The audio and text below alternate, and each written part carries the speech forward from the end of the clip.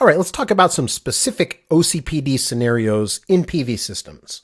First off is 690.9A1, overcurrent protection not required. In this scenario, we have a conductor that has an ampacity that's greater than or equal to the maximum circuit current. Okay, so that means the wire can handle the maximum current in the circuit. That means there's no overcurrent in regards to that wire. Got to think about the equipment too, though. So we also have to have the current from all sources being less than or equal to the maximum overcurrent protection device size. That's going to come from the manufacturers of the equipment in the circuit, the module. When we look at sizing series fusing for modules, we'll see that manufacturers give us a maximum size. We can calculate a minimum, might be the same as the maximum, might be smaller, but there's a maximum size from the manufacturer above which we don't necessarily have protection for that equipment, right? So we want to think about both conductor and the equipment in the circuit. So this maybe sounds a little strange, but this is something we see all the time. Here's an example, a PV module connected to a DC to DC converter. Okay, so what are the conductors in the circuit? They are probably the leads that came from the manufacturer built into the module. Presumably, those are sized to carry the maximum circuit current that the module can make. If not, then that thing never should have been listed, right? That's not a viable way to build a module. The DC to DC converter, presuming that it's sized appropriately, it's compatible with the module you're connecting to it, is also going to be able to handle that maximum circuit current. Now, what we have to make sure is that that electronic power converter cannot backfeed from other sources. That's what we mean when we say current from all sources, right? We're thinking about the current from the PV module, but what about on the other side of that EPC? It could be the grid. It could be the connection to other DC to DC converters. That's another power source there, or a source of power. If that can backfeed to the PV module, then we may have maximum circuit current above and beyond what the conductor can handle or what the EPC itself can handle. Most equipment these days, as far as I know, probably all of it, is not capable of backfeeding, for instance, from the grid into the PV array or from other connected DC to DC converters into the single PV module. Always want to verify that with the manufacturer, but in general, that's going to be the case. So we don't need a fuse between our single module that's connected to a DC to DC converter. Same's true for a single module connected to a microinverter. Microinverter can handle it. Wires connected to the module can handle what the module can make. Microinverter can't backfeed into the module from the grid. We're good to go. Here's another example. Two PV source circuits that are connected in parallel on a single isolated maximum power point tracker and an inverter. Again, no backfeed from the inverter. It can't backfeed from the grid into the DC side of the system. Verify that with your manufacturer. In general, that's true. Now, the idea here is that when we have two PV source circuits, if there's a fault, one faults into the other. Well, if they're the same circuit, same modules, and one faults into the other, the one could already handle one circuit's worth of current. It can handle this other one as well. So it's not going to be a problem there. They're on an isolated maximum power point tracker, meaning that other MPPTs, even in the same inverter, can't backfeed into that one. So I have two strings connected in parallel. We don't need any fusing to protect that one string from the other one. If I have more than two in parallel, usually we do need fuses because now I could have two backfeeding into one. That can create a problem that can overcurrent the conductors or the modules themselves. So that could be an issue. But for two in parallel, we don't need fusing on these DC circuits. And in fact, if you look at the image on the slide here, this is a great example. These inverters have, I believe, 10 strings connected to them. They have 5 separate maximum power point trackers in the inverter. So each MPPT has 2 strings connected in parallel on it. The MPPTs are isolated from each other, cannot backfeed into each other. That means for each of these inverters, in fact, for this whole system, which is like 5 megawatts, there is 0 DC overcurrent protection on the entire system. There's no source of DC overcurrent on the entire system, so there's nothing to protect against. Kind of a cool idea, a good design. We save on some fusing. We still have wires and equipment that are protected accordingly based on 690.9A1, and we see this all the time. We see this all the time with 1 or 2 strings, no fuses required. Can you put them in? Of course you can. But this manufacturer didn't give you a way to do that because you don't need them. It's unnecessary. There's nothing to protect against. If you have an inverter that has 4 inputs and you can put 4 strings on one MPPT, in which case you'd normally need fusing to protect, the possibility from 3 faulting into 1, which would cause damage. But if I only connect 2 strings, I don't need the fuses. But if they're there, well, I may as well just use them anyway. I don't need to get rid of them. It's not a problem, but I don't need them in that kind of scenario.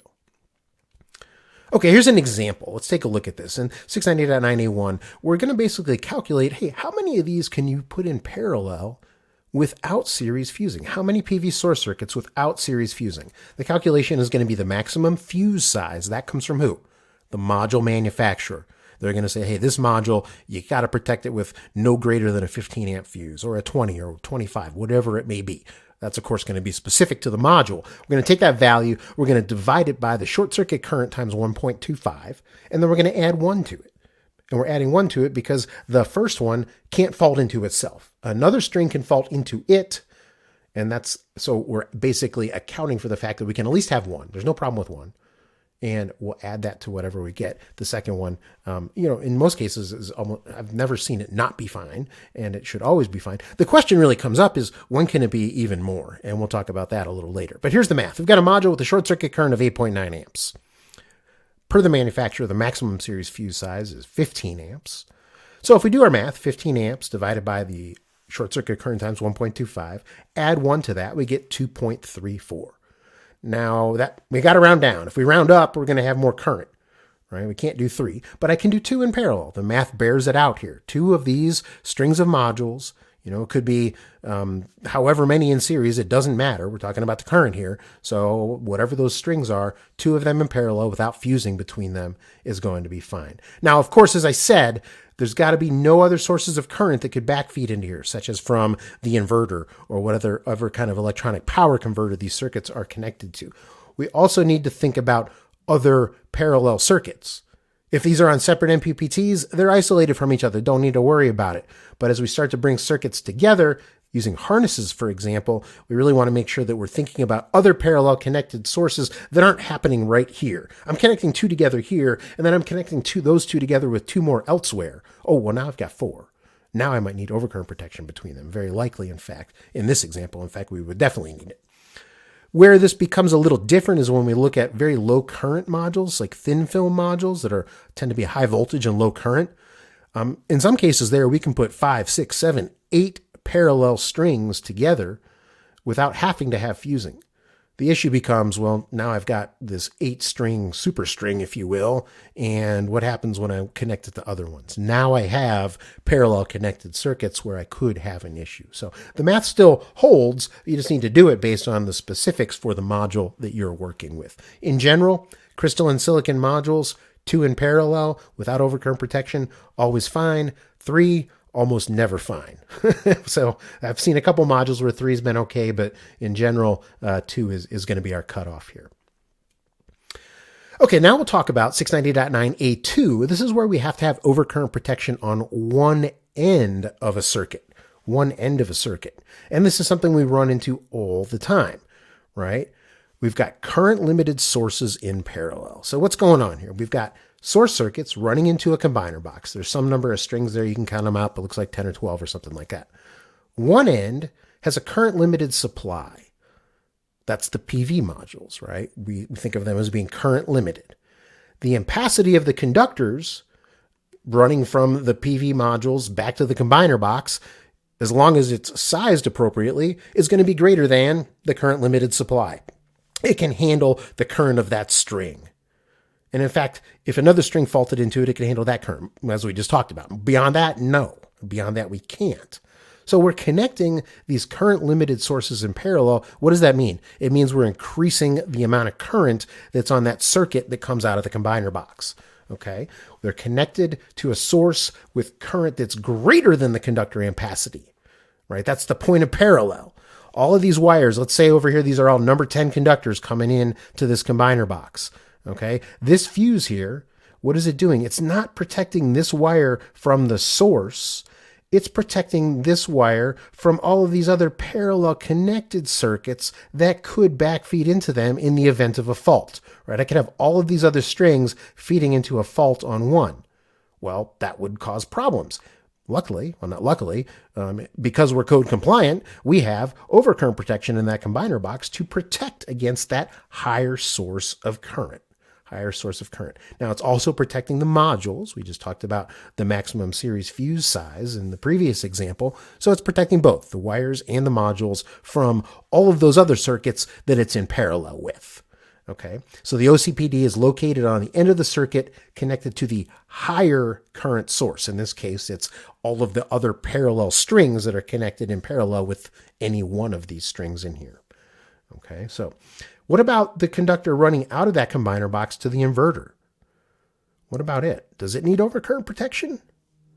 Probably not. If there's only one of them, if it's sized appropriately for the maximum circuit current, however many parallel strings there are, times the short circuit current of one, and we'll get into wire sizing later, with a single one running to an inverter that can't backfeed from the grid into this inverter output circuit, there is no source of overcurrent for the for the PV output circuit, right? Where would you get the overcurrent here? It's not coming backwards from the inverter. It's going to be sized big enough to handle all of this. There's only one of them, so nothing else can fault into it. We're good to go. We don't need any fusing on that particular circuit, following the same logic we just looked at in 690.9a1, right? It's big enough to handle the maximum current from all sources. There's no source of backfeed. We're good to go.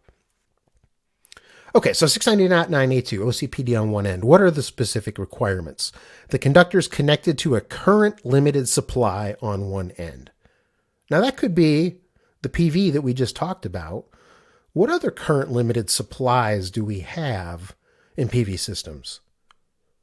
The inverter, right? The inverter has a maximum current that is basically what? It's whatever the manufacturer tells you the continuous output current rating is.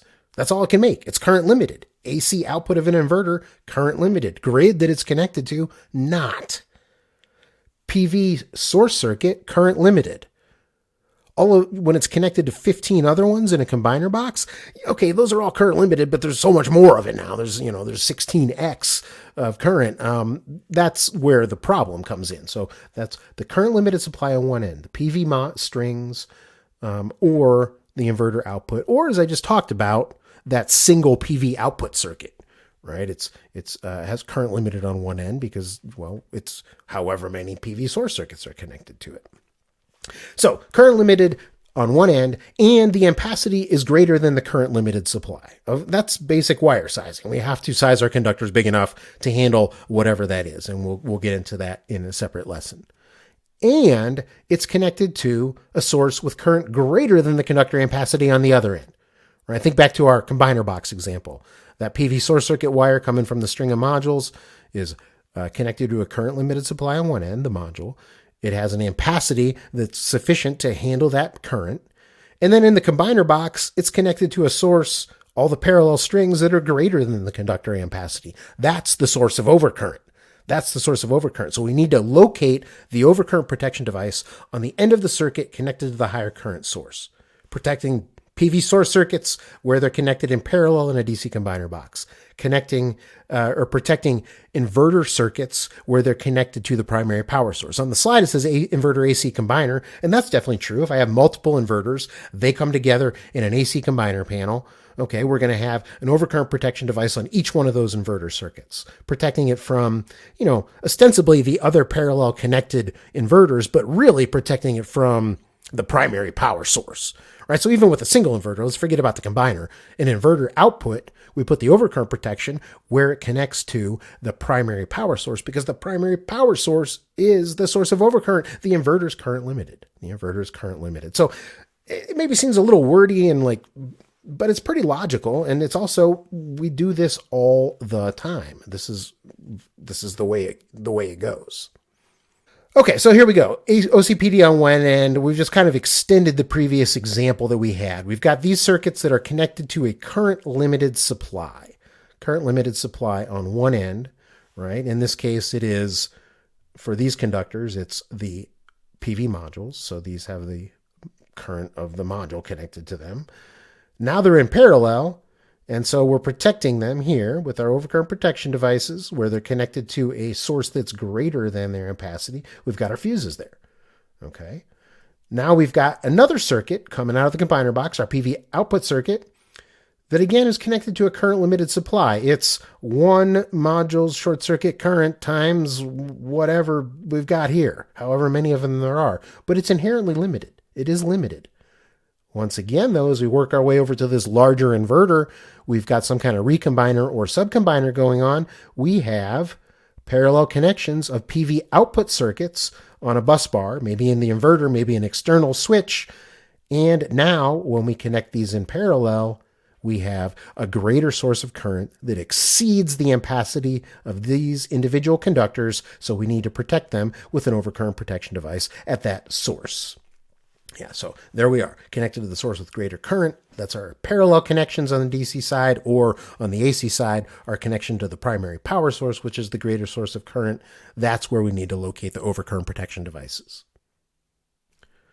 Okay, what about 705.30? We know that we have somewhat parallel, similar requirements for things like disconnects and overcurrent protection and conductor sizing and other things that are in Article 705 that apply to our interconnected power production sources. Often they are similar to what's in Article 690. Let's just look at that requirement quickly here. We have to have OCPD for interconnected power source output circuits and equipment, right? Makes sense. These are going to be connected to a primary power source. That's going to be our source of fault current. The OCPD must protect circuits from all sources. Again, if we size these correctly, as we'll do here in just a little bit, they're going to protect the conductors from the output of the inverter. It's a current limited output, as we've talked about. What we really need to be aware of is the fault current from the grid. And so it's not just that it needs to be sized correctly for what the circuit is carrying. It needs to be sized correctly so that it can handle the available fault current from that much larger primary power source. Okay, up next, we'll dive into sizing OCPDs. I will talk to you there soon.